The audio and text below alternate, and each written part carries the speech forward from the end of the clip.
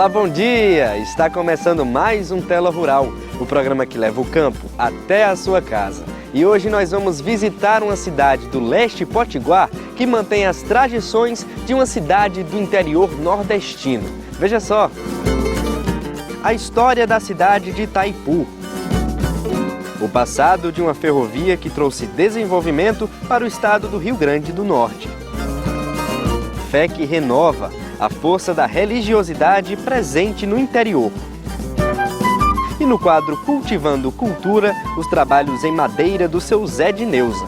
Isso e muito mais você assiste agora no Tela Rural.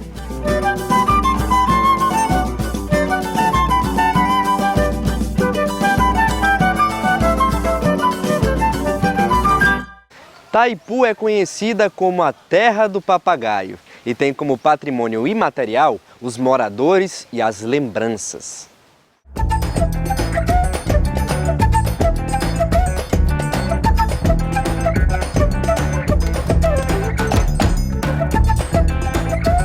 Sejam todos bem-vindos. A casa tem 353 quilômetros quadrados de extensão.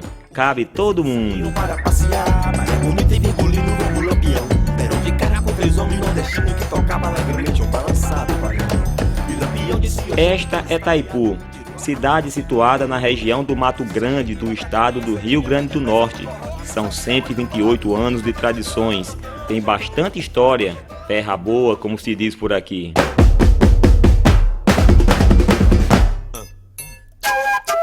Uma banda de música que tinha quando eu era menina de 12 anos, que tinha uma banda de música muito boa. Fizeram até uma letra para Luar de Itaipu, né? Muito bonito também, tem uma música, mas não sei tocar ela não. E devagar, muito devagar, não aumentou quase nada, a prefeitura não desenvolvia nada, não tinha condição. Quando meu pai fez essa casa, ele trabalhava em São Paulo. E quando todo mês ele mandava o dinheiro para a mamãe, e a mamãe ia gastando o que precisava e o restinho ia amarrando ali.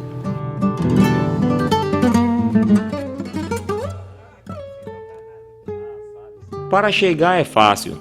Pegamos a BR-406, passamos pela cidade de Ceará-Mirim e chegamos a Itaipu 48 quilômetros depois. É só entrar à direita e percorrer um espaço de muitas curiosidades e gente que gosta de uma boa prosa. Aqui também é a terra do papagaio, não é mesmo, senhor João Batista?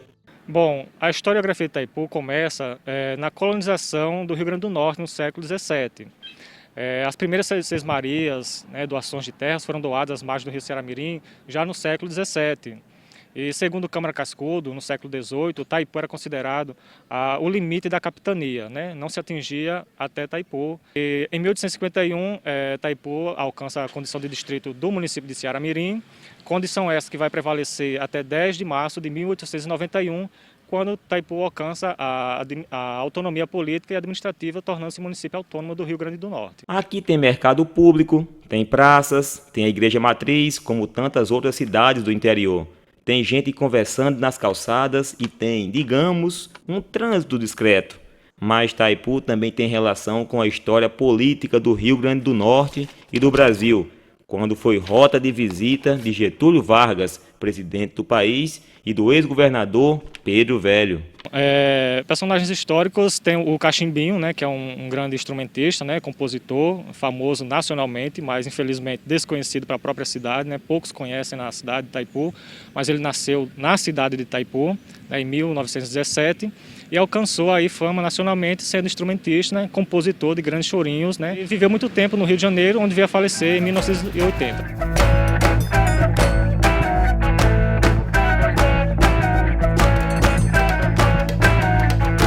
A cidade de ruas simples e gente simpática, que até já recebeu um presidente da República, comemora, agora recente, uma conquista importante. Itaipu, de acordo com a revista Isto É, está entre as 8 cidades do país com os melhores critérios de aplicação de recursos da saúde e da educação. E aqui na entrada do município, um letreiro gigante avisa a todos: estamos em Itaipu.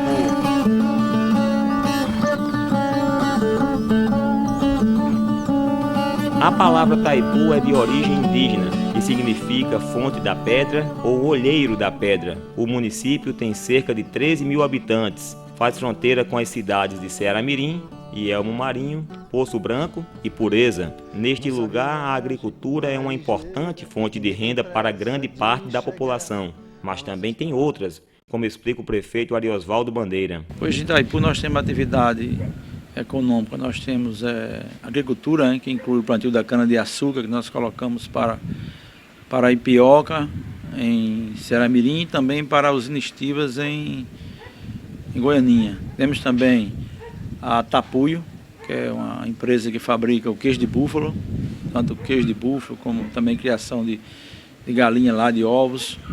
Temos também a apicultura, a casa de pólen, no assentamento Tabuleiro de Barreto. Essas hoje são as nossas principais atividades econômicas, né? Quanto às riquezas imateriais, Taipu tem outro patrimônio valioso, a memória de seu povo. Esta é Terezinha Alves, 88 anos, mora em Taipu desde que nasceu. Ela apareceu lá no início da nossa matéria. Pode continuar, dona Terezinha.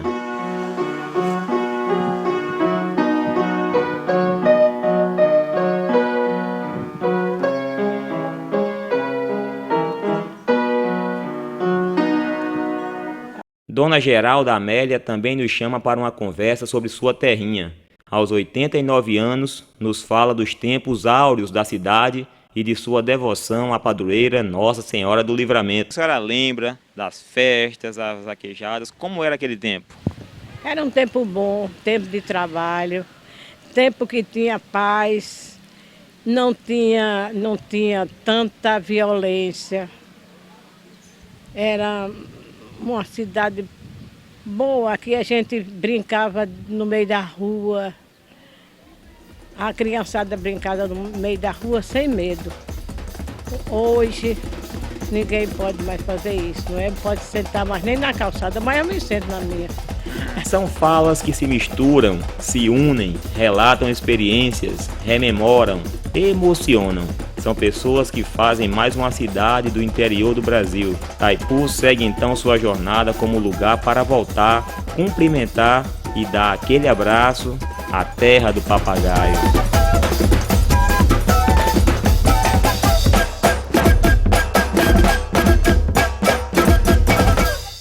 E o desenvolvimento da cidade se deu principalmente pela construção de uma ferrovia que hoje se encontra em ruínas.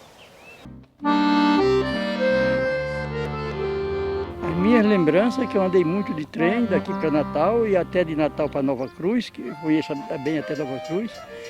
Quando eu era criança nessa estação aqui, na hora do trem, vendi muita bagana, quanta bagana, tudo que apareceu eu vendia.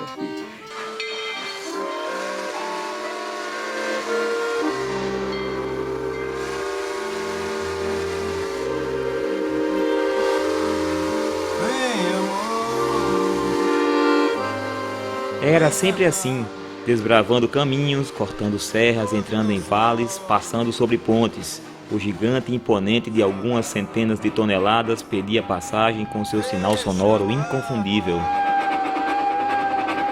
Manuel não esconde a emoção em falar do antigo trem de carga e passageiros, que cruzava a cidade 2 vezes ao dia. E o trem aqui, essa calçada de estação, ficava completo de mercadoria. O trem ficava 2, 3 horas aqui só carregando para ir para o sertão, desse jeito. Vinha mercadorias também de fora para aqui e saía muito daqui para o Alto Sertão, que essa linha vai ia até Macau, não sei hoje. A minha lembrança são essas. Tenho maior vontade de ver esse trem aqui funcionar novamente.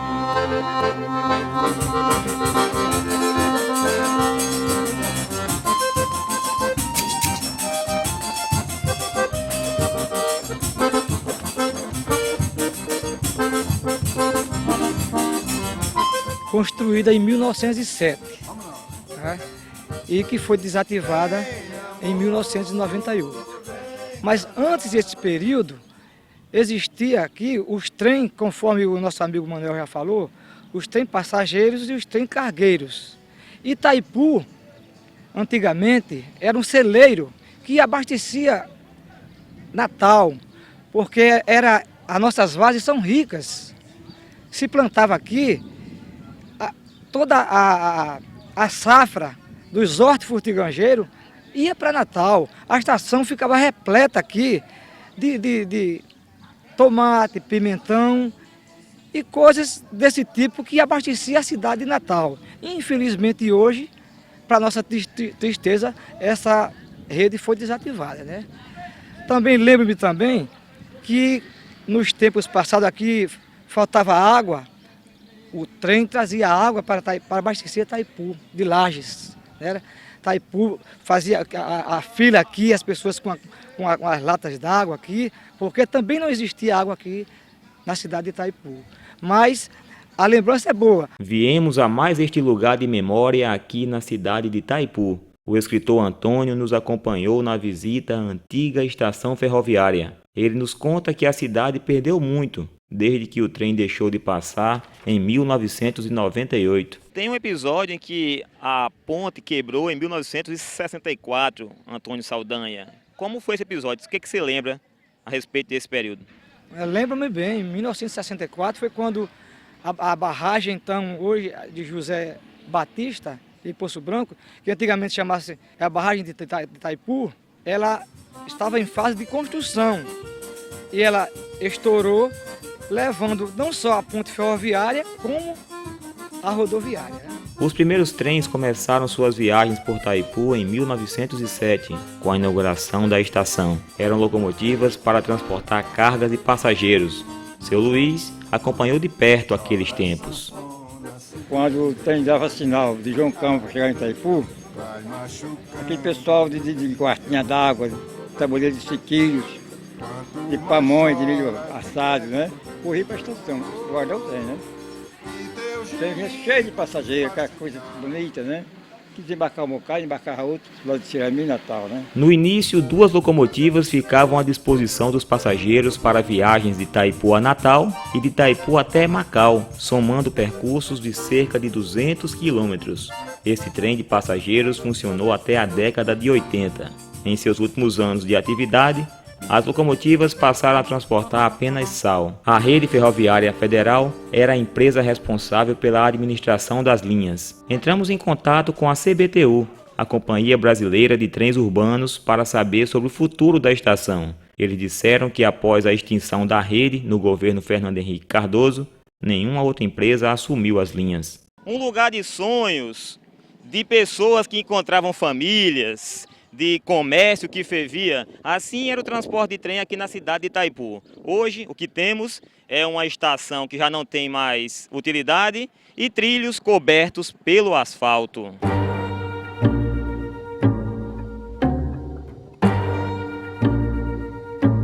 Além do asfalto, também encontramos muitas construções passando por cima dos trilhos. São famílias inteiras morando em um espaço considerado irregular.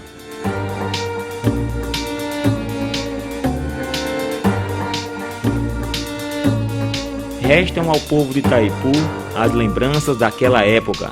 Os trens já não passam mais.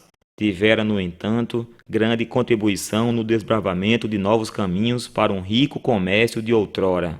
Tomei assento a uma pedra e olhei fechado, tanto desalinho.